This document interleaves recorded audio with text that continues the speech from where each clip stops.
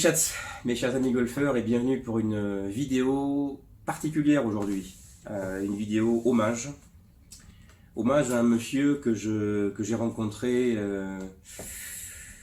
il y a de cela plusieurs années. Je vais pas faire le décompte, mais il y a, je dirais 11, 12, voire 13 ans, t'en passe, au golfe de Camérac. Je m'en souviens très bien, je m'en souviens comme si c'était hier, où il m'avait observé, je me souviens, en train de jouer, je veux dire, pour me prendre finalement dans l'équipe de Camérac. Et lorsqu'il l'avait quitté pour le golf bordelais, c'est moi qui ai pris sa place de capitaine de l'équipe de Camérac.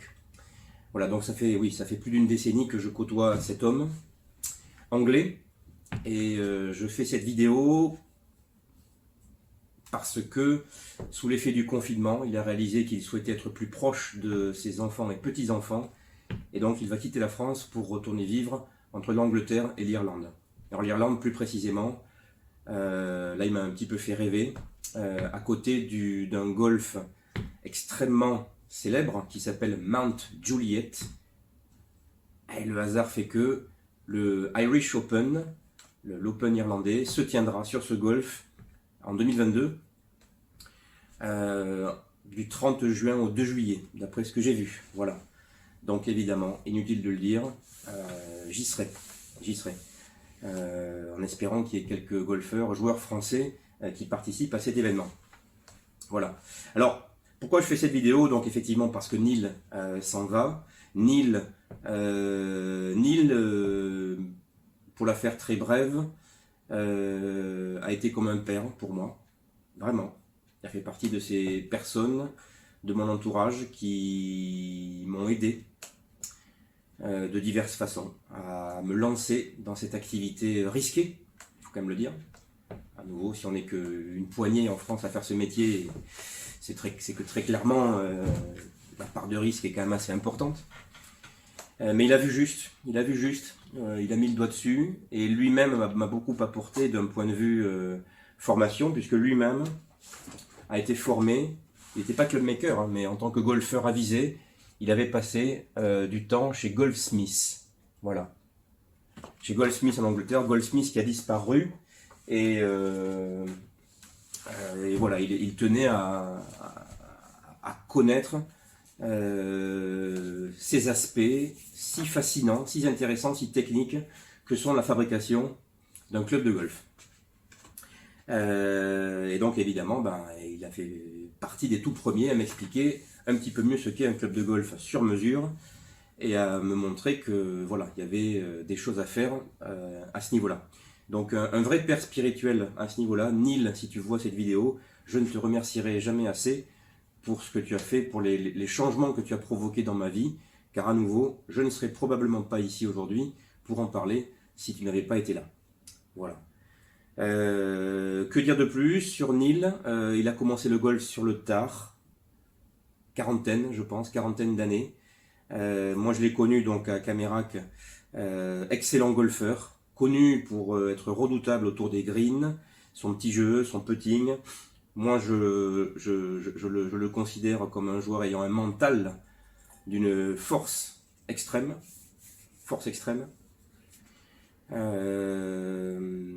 Voilà, c'est-à-dire les ingrédients parfaits pour tenir 18 trous en compétition. Ce qu'expliquait très bien Jack Nicklaus dans son livre, c'est-à-dire que, grosso modo, pour simplifier, après un très bon coup, ne pas s'exciter, et après un très mauvais coup, ne pas non plus descendre dans la morosité. Voilà, avoir toujours un tempérament au même niveau. Ça, pour moi, je pense que Nicklaus avait raison, et Neil, pour moi, est l'illustration parfaite de ça, cette capacité à se maintenir jusqu'au 18. Voilà, qu'il fasse un bon ou un mauvais coup, c'est pareil. On continue de jouer, coup par coup, on avance. Bon, j'ai appris énormément de choses de lui, évidemment, au niveau du swing. Pour moi, c'est un golfeur complet. Voilà. Et c'est vrai qu'un golfeur complet, aujourd'hui, je le vois mieux avec mes yeux de clubmaker. Un golfeur complet doit s'intéresser à ses outils, à son matériel. Et c'est ce qu'il avait parfaitement compris, et c'est la raison pour laquelle il a suivi cette formation chez Goldsmiths. Comprendre ce qu'est un shaft, comprendre, etc. Donc voilà, je referme cette introduction, cette parenthèse. Et donc l'objet de cette vidéo, eh bien, c'est de vous montrer ce que je vais faire pour lui. Parce que Neil, depuis qu'on se connaît, m'a fait confiance pour le réglage de ses clubs, hormis le driver et peut-être les boîtes parcours.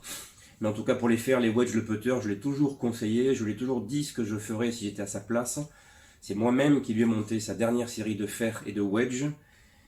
Et quand il m'a dit qu'il rentrait vivre là-bas, qu'il quittait la France le 17 décembre, je me suis dit, Arnaud, qu'est-ce que je pourrais faire d'encore mieux aujourd'hui avec tout ce que je sais, tout ce que j'ai accumulé, tout ce que je sais bien sûr sur le golf en général, sur les clubs de golf en particulier, mais tout ce que je sais sur lui aussi, parce que je le suis, je le regarde, je l'observe. Le nombre de fois que je suis allé le voir jouer au practice, c'est un golfeur notamment qui avec les fers a toujours regretté, mais pour moi c'était pas vraiment une problématique, mais en tout cas lui, je le sais, a toujours regretté de ne pas prendre de divo, c'est-à-dire qu'il a un chemin d'attaque, un plan d'attaque extrêmement plat. C'est un joueur qui m'a toujours dit, Arnaud, j'aimerais avoir plus de verticalité, j'aimerais faire des divos, j'aimerais avoir plus de spin, etc., etc. Bon, alors, au jour d'aujourd'hui, ce problème n'est toujours pas réglé, mais pour moi, c'est un faux problème, parce que ça ne l'empêche pas de jouer au golf de façon exceptionnelle, malgré son grand âge. Il est vétéran, et d'ailleurs, à ce niveau-là, je conclurai là-dessus, pour vous dire quand même qu'on ne parle pas de n'importe qui. Il a été 2 fois champion de France, vétéran avec le golf bordelais. Voilà. Donc Neil, cette vidéo est pour toi, elle t'est dédiée. On va passer à l'atelier où je vais expliquer mes choix. Pour une série de fers que qui m'a pas fallu longtemps pour imaginer, je me suis posé la question, Arnaud, comment je pourrais à nouveau essayer d'améliorer sa série de fers actuelle qui date de 3 ans, avec tout ce que je sais sur les clubs de golf et ce que je sais de Neil en particulier. A tout de suite à l'atelier. Bien, deuxième partie de cette vidéo, me voici à l'atelier. Alors je vais vous montrer les fers qu'utilise actuellement Neil. Série de fers, c'est pas cela, ça c'était mon club de démo. Neil jouait des Grindworks DP2. Donc Grindworks, marque japonaise avec laquelle je travaille, très très haut niveau, qui ont créé les têtes de Patrick Reed, qui a gagné le Masters, je ne sais plus en quelle année, mais bon, c'est assez récent. Oui, Grindworks, vraiment, c'est une esthétique particulière, une attention aux détails, enfin oui, c'est une marque que j'aime beaucoup, voilà. Donc Neil, je lui avais conseillé les DP2 à l'époque, voilà, qualité, semelle assez large, etc. Acier carbone S20C, très doux, forgé évidemment.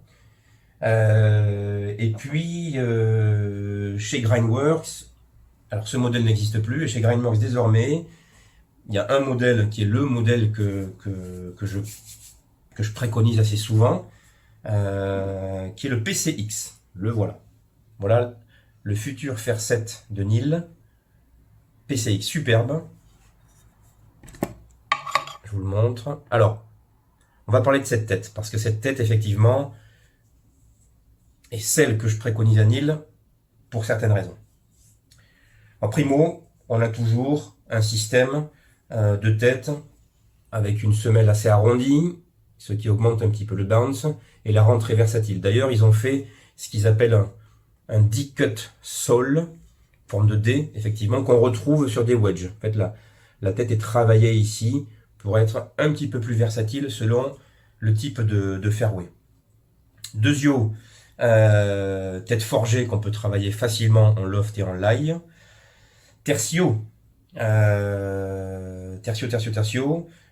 ce qu'ils appellent une pocket cavity, voilà, qui a permis d'insérer derrière la face ce qu'ils appellent un badge en polyuréthane pour avoir une douceur à l'impact très importante. Voilà, c'est vraiment une tête très douce, malgré le fait que ce soit une cavité assez importante. Voilà.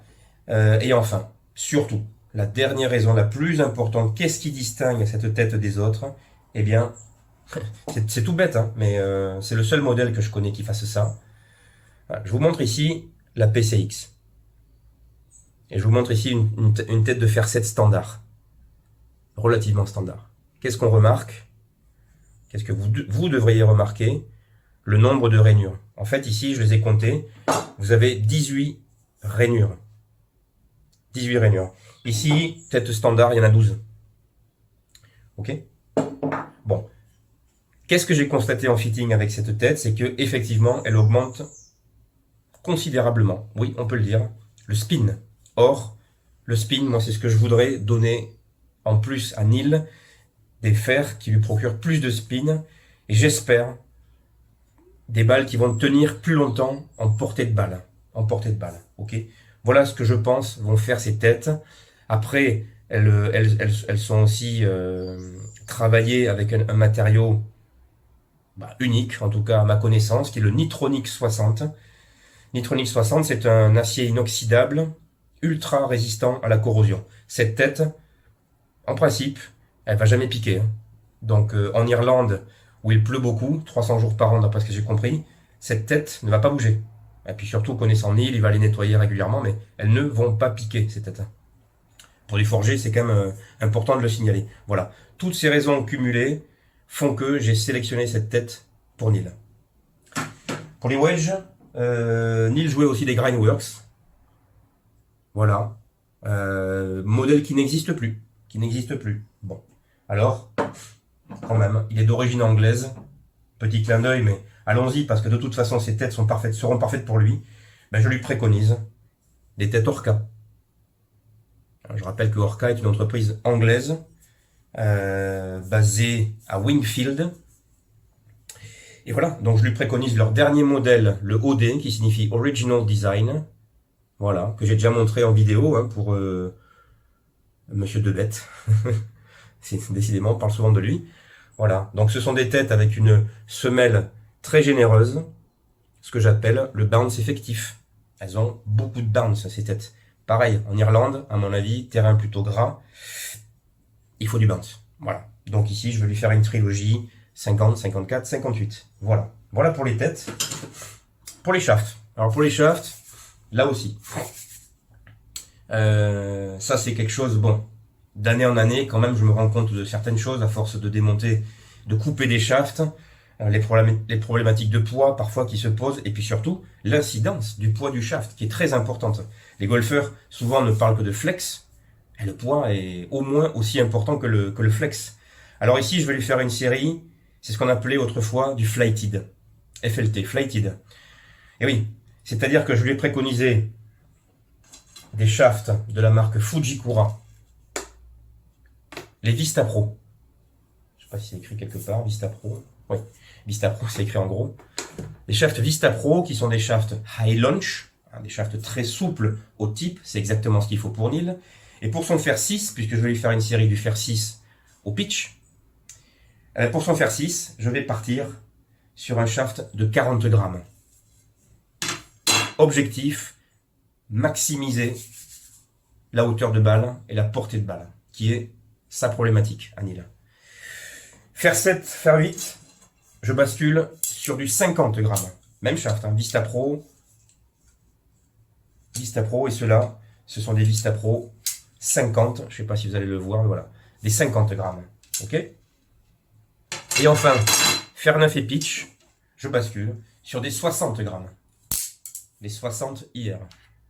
Ok. C'est ce que permet ce type de shaft avec des grammages différents. Donc, 40 grammes pour le fer 6, 50 grammes fer 7, fer 8, 60 grammes fer 9 et pitch. Ok. À l'arrivée, ça va se lisser, parce que vous savez que plus on coupe des shafts, plus on perd du poids. Bon, je pense qu'en fait, fer 9 et pitch, on va se rapprocher de 53 grammes ici. Et on sera à 49 sur le fer 8. Ok, donc à l'arrivée, il n'y aura que 5 grammes d'écart. Mais ça sera logique. C'est ce qu'on appelle du flighted.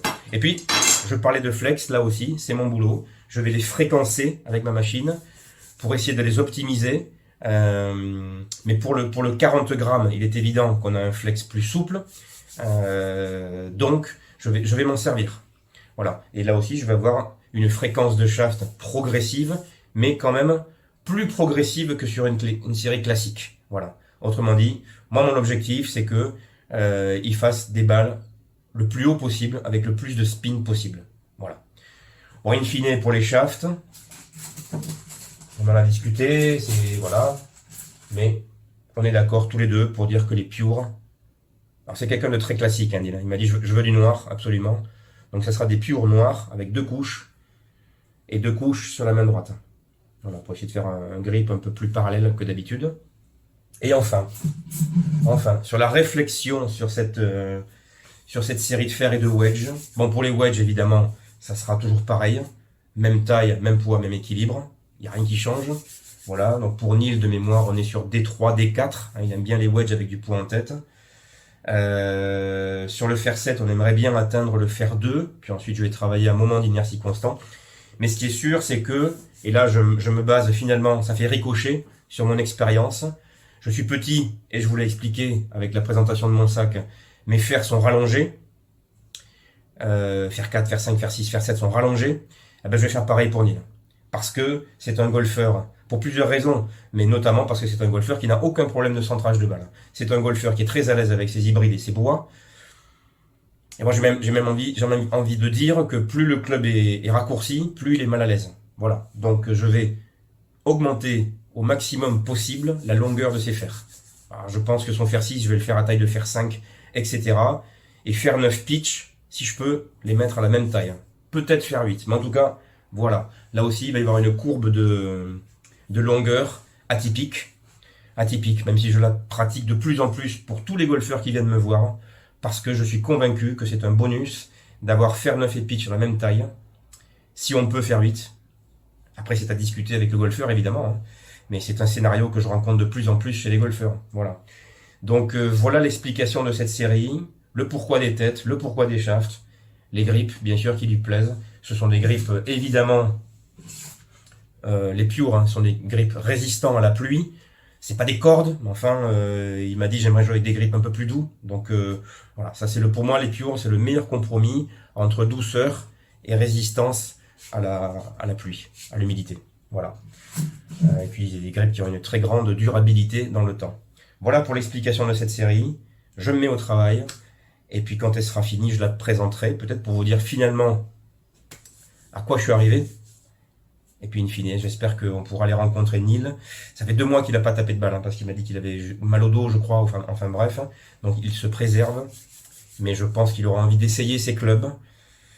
Et puis, j'espère que ça va lui plaire. Voilà, mais j'en suis sûr. À très bientôt pour la suite de cette vidéo.